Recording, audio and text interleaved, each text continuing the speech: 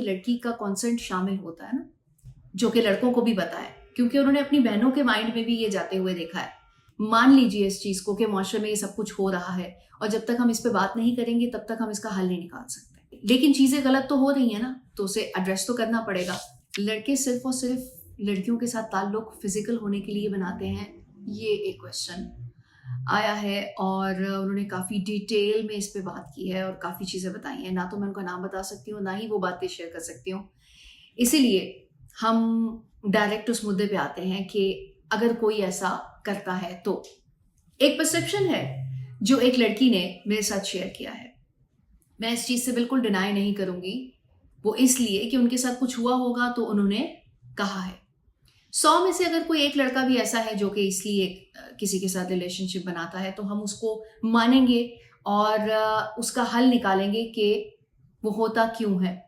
एक चीज जान लीजिए कि अगर कोई आपके साथ इस तरह से ताल्लुक बनाता है तो 80% बल्कि 90% उसमें लड़की का हाथ होता है।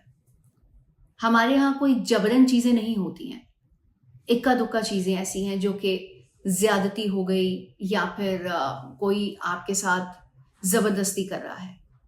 नॉर्मली ऐसा ही होता है कि लड़की का कॉन्सेंट शामिल होता है ना, तो ये जो खातून है या लड़की, आई डोंट नो कितनी एज है उनकी, लेकिन अगर आपके साथ किसी ने ऐसा किया है तो ये जान लीजिए कि मैं इतना समझती हूँ कि आपका कॉन्सेंट भी उसमें शामिल होगा और किसी एक वक्त पे आप भी राजी होंगी, जो कि मुझे आपके क्वेश्चंस या आपके मैसेजेस से लगा। मैसेज में, वो जो ईमेल में आपने डिटेल शेयर की हुई है, 2-3 ईमेल्स हैं इनकी और मैंने उसे बहुत गौर से पढ़ा है और आपके साथ मैं शेयर इसलिए कर रही हूँ कि शायद और भी कितनी लड़कियां होंगी जिनके साथ ऐसा होता होगा। लड़के या लड़की में से किसी की साइड नहीं लूंगी। कोई भी ऐसा काम जो कि गलत है, आपको लोगों से छुपाना पड़ता है। अभी बात सिर्फ इतनी हो रही है कि कोई आपको मैनिपुलेट करता है और आप उसमें इन्वॉल्व हो जाते हैं और हो जाते हैं मैनिपुलेट, और आप उसकी बातों में आके इस किस्म की कोई हरकत कर देते हैं जो कि बाद में सबके लिए शर्मिंदगी का बायस बनती है।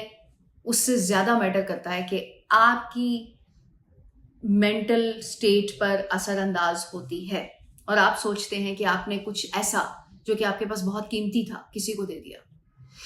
एक बात याद रखिएगा कि जब भी कोई ऐसा काम होता है उसमें जो भी आपको मैनिपुलेट कर रहा होता है वो ये जानता है कि इस लड़की के पास इतनी इंफॉर्मेशन नहीं है। लेस इंफॉर्मेशन ही आपको इस स्टेज पे लेके जाती है। लेट्स सपोज अगर किसी लड़के ने आपको शादी का झांसा दिया है और किसी तरह से आपको अपनी बातों में फंसा लिया है जिस पे आपने एग्री होकर उसके साथ ऐसा कोई स्टेप उठाया, तो लेस इंफॉर्मेशन की वजह से ही हुआ ना कि आपको पता नहीं था कि लड़के इस तरह की हरकतें करते हैं।